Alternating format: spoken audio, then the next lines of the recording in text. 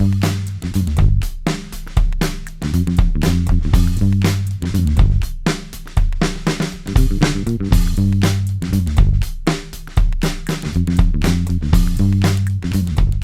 everybody. We are at the end of July, and it's been a little while since I've had anything up to post. So I thought, what better person to have on Unplanned than Jesse Kanson-Benanav coming back?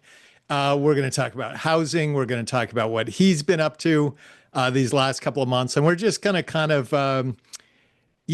talk about whatever. Jesse, welcome back.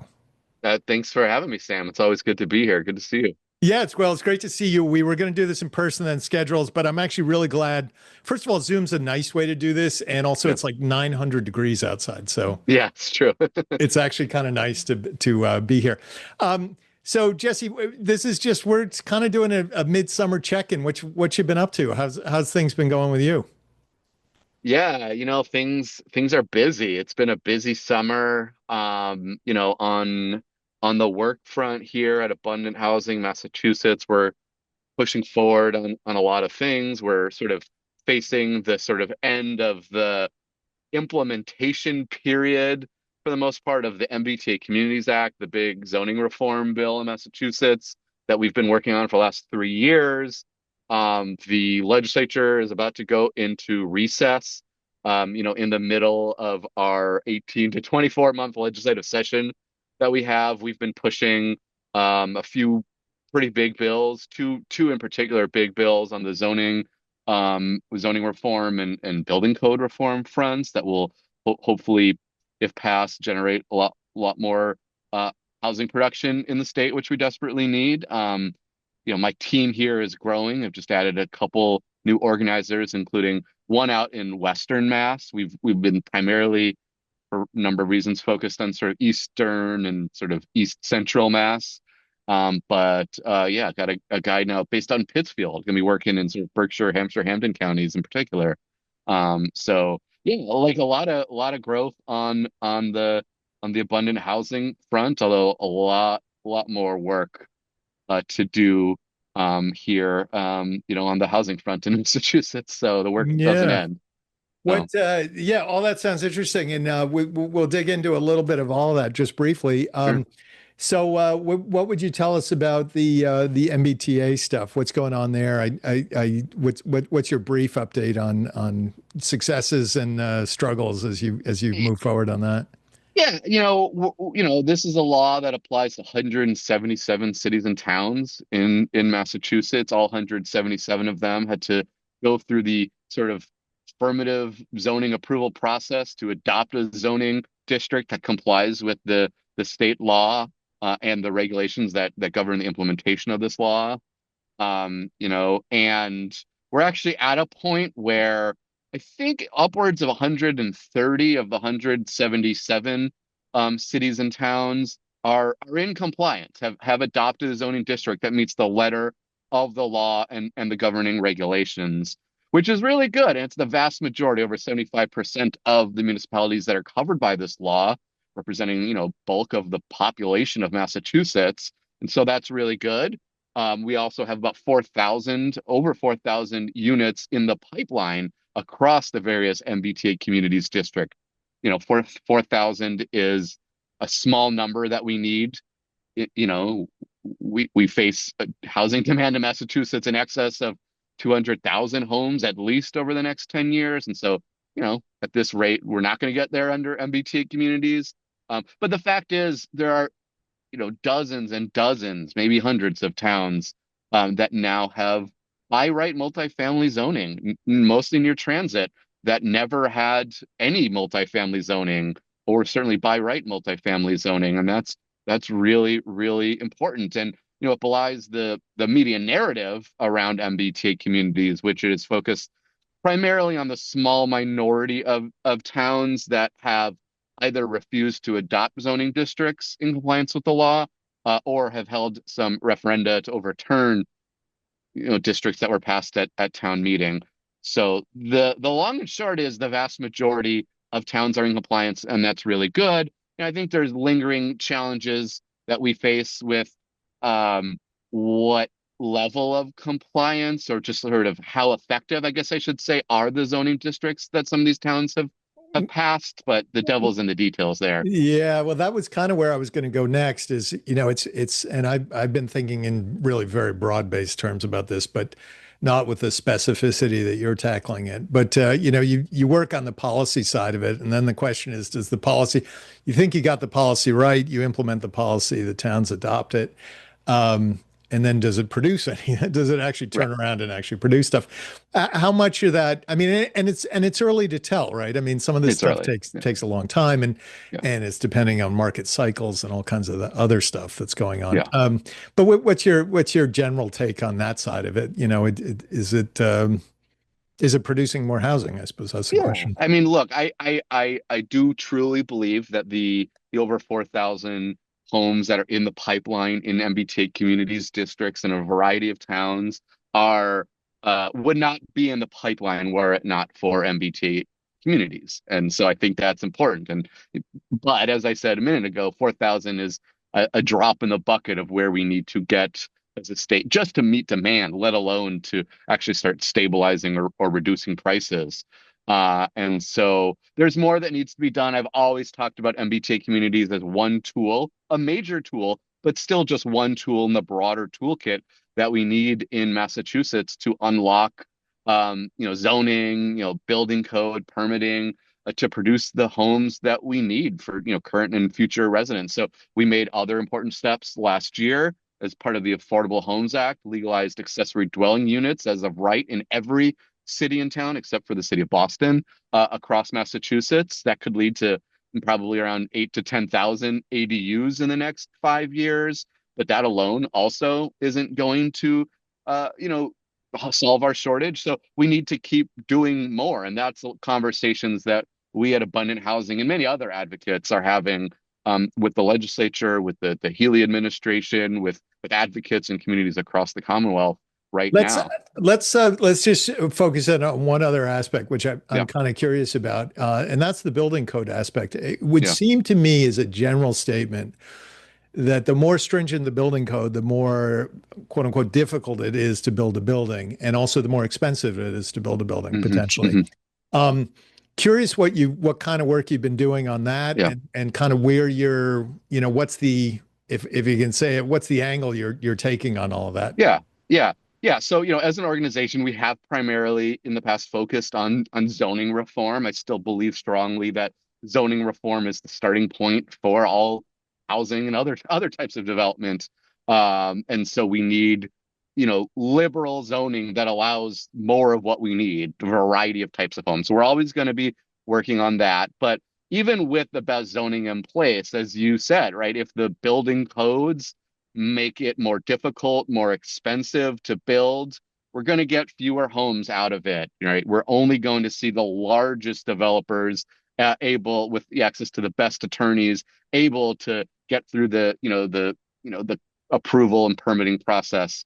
And so, we've taken as Abundant Housing our first foray into building code reform with one particular focus. We have a bill this session, which is an act to study, single stair residential buildings. This is a bit of a movement that's taken off across the country. We've seen other cities and states across the US, adopt, uh, this change. And what it is currently in Massachusetts, any residential building over 3 stories requires two staircases, two means of egress to the building. This is, a historic building code that I think addresses, understandably, the concerns around fire safety. And, look, Sure. we have this stock of, you know, old wood frame buildings. I live in one. It's 130 years old. It's just Yeah. a Little tinderbox. matchbox, little Wait, matchbox. exactly, just waiting to happen, right? And As so, soon as soon as you stop and think about it, you think, no, this would I go up know, pretty like, why quick. did I invest so much in buying a condo in a 130-year-old wood frame building? But, there was need for dual egress buildings, two staircase buildings in the past. Modern, uh, um, building, processes, materials, fire rating, pressurized staircases, things like that, minimize the need for, two staircases as an escape because we can actually suppress the fire more in buildings. And so what we're looking at I was going to doing, say, what are you guys looking so for? I what we're assume looking this to does do, this still needs more study? I mean, it yeah, sounds like so it's a big decision if you go away from it's a Tuesday. big decision. First of all, this is something that some cities in the US, namely New York City and Seattle, have done for some decades, Hmm. allowed single staircase buildings up to 6 stories. So above 6 stories, seven and above, you would still need two staircases. But throughout Europe, these single staircase buildings are quite common, up to 6 stories. I mean, I just think about visiting my brother in Germany last year. He lived up on like the fourth floor. There was one staircase to the front of his unit. That was it. So it's quite common in Europe. In recent years, even in the last couple years, other cities and states have either uh, um, adopted through the legislature a code change outright, allowing 6 story buildings with a single staircase, or, and this is the route we're taking in Massachusetts, appointing, past legislation, appointing a commission of various stakeholders to study what the impacts of this change might be and to help draft language that ultimately the Board of Building Regulations and Standards in Massachusetts could adopt. So yeah, so So it we're wouldn't it pushing wouldn't go to the legislature per se. It would be a the recommendation to the board Yeah, to so the adopt. legislature under our bill would pass this bill that appoints a commission. It would likely be overseen by the Executive Office of Housing and Livable Communities, probably with input from, ANF and, other agencies that have, that touch building standards. But we would have, folks from the fire safety community, fire chiefs, building code experts, architects, developers, contractors, advocates Yeah. sit on the commission and study what it would look like. Look, in recent years, I believe Maryland has done, I think even earlier this year, late last year, the study route. Austin, Texas just went ahead and changed their building code. Other states, Montana did it as a statewide legislative change. We're Yeah. trying to be a little bit more political about it and get more buy-in. Are you But, and but just on that, because you and I, and we've talked about this in the past, have suffered through the zoning reform efforts, which can stretch out for decades and yeah, decades. yeah. Um, do you have a hope for they'll report back by X date, by 10 months from now or, 2 years from now or whatever it is? I honestly can't remember if we have a deadline in that bill, but I think that's a good question. And I don't recall how we did that offhand. All right, so I want to switch gears a little bit. I Yeah, just want to touch on this topic because it's potentially a huge topic, but I just want to do a quick touch because I actually want to get to more yeah, local stuff and sure. and Cambridgey Yeah, chit chat, which you and I have done plenty of about housing. But just on the federal side, yeah, we all have been, if you follow the news, your stomach's churning every day. But have you?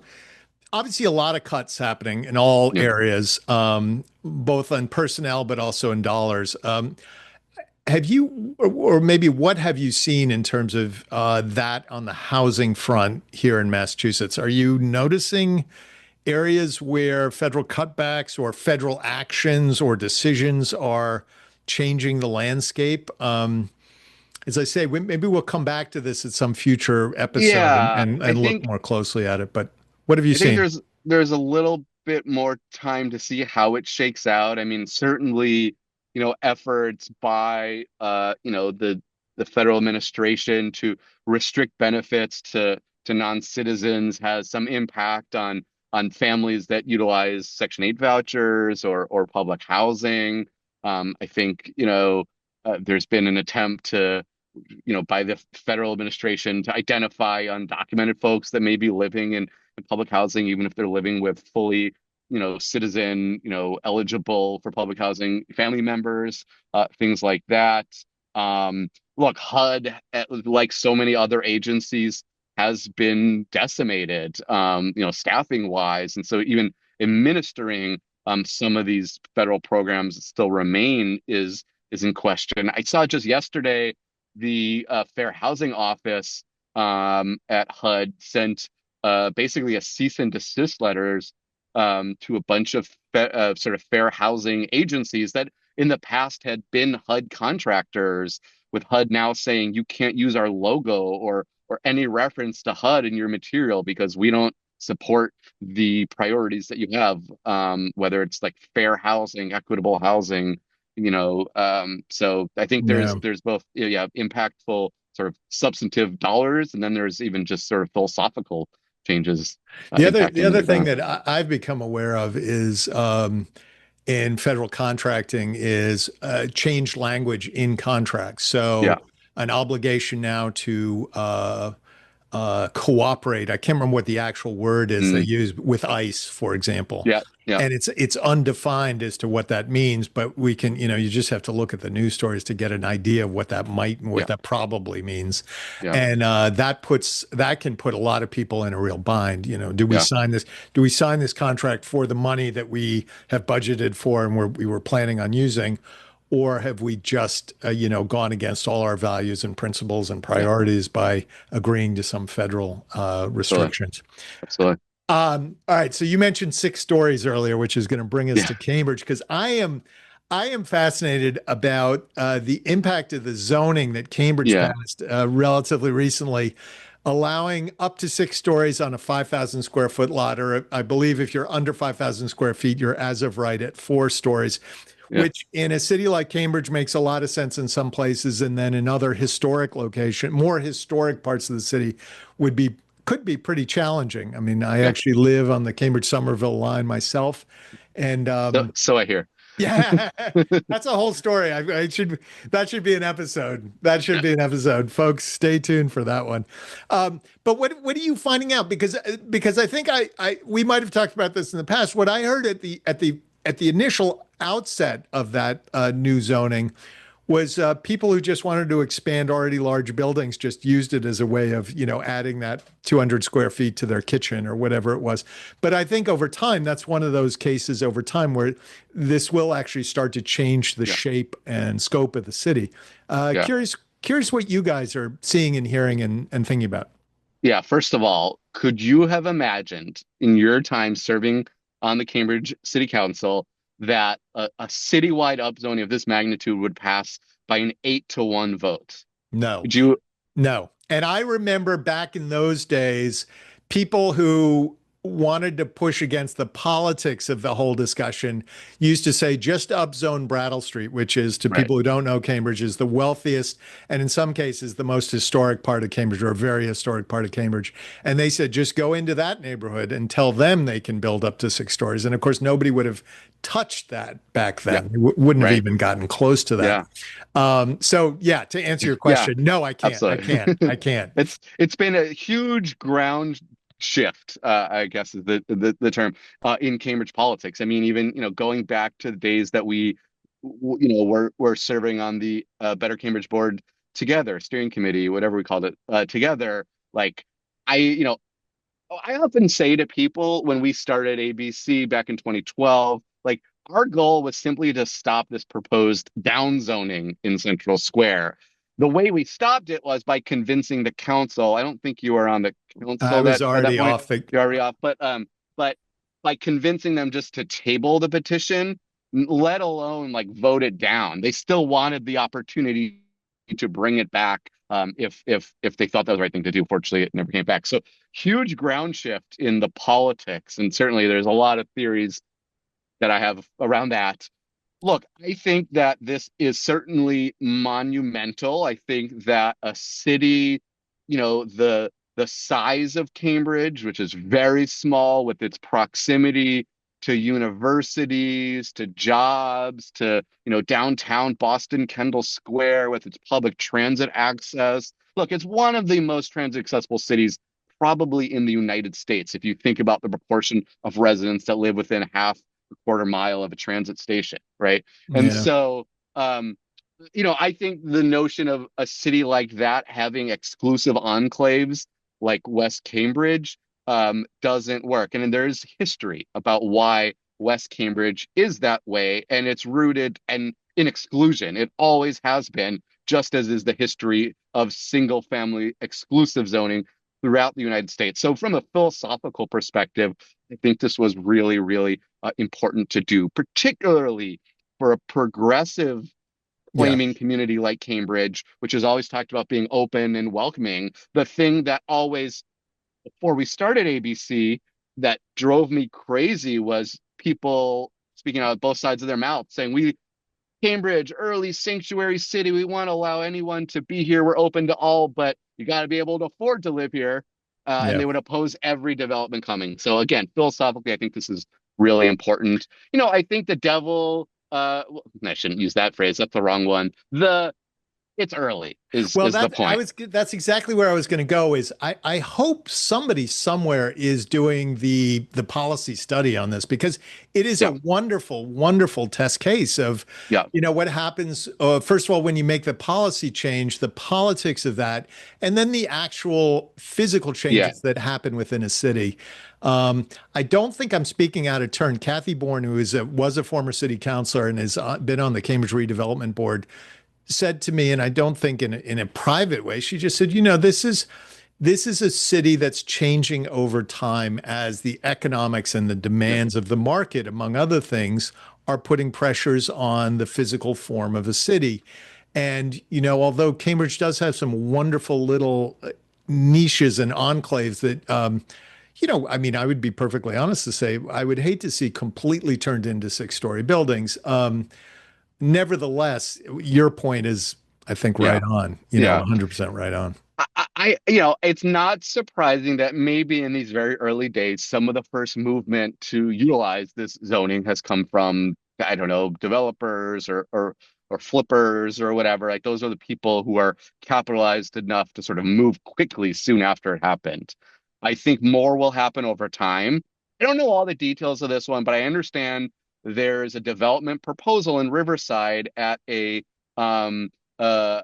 funeral home, Yeah. and I lose track of the number of units that are proposed. I think there is some controversy around it, but there has been, I think, and this is what Councillor Azim Burhan Azim has told me, that there's something like 4 units that have been built in the last 10 or 20 years, some long period of time in that sub neighborhood. And Yeah. so this zoning change has allowed a local business owner, the funeral home owner, to be able to utilize their property, have more rights to develop their property, to provide more housing for our community, and substantially increase the number of homes that have been built. I think it's an exponential increase in the number of homes that have been built in Riverside in decades. And so that's not just like an out of town developer or a flipper or something. This is community members who are utilizing this change for the benefit of the community. I think there's also the reality that Cambridge is a what, 7.5, 7 square mile city in this 6.2, if I remember 6.2. correctly. Okay, Yeah. I overstated. Compared to Somerville's 4, maybe 4.5 square miles, right? Yeah. Cambridge is a tiny city, a dense city, but a tiny city in this larger region.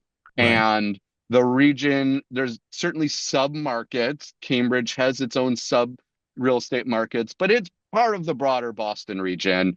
And people can move from Cambridge to Somerville or Watertown or Boston or further afield, right? And so or into Cambridge from other places. I guess the point I'm trying to get at is that Yeah.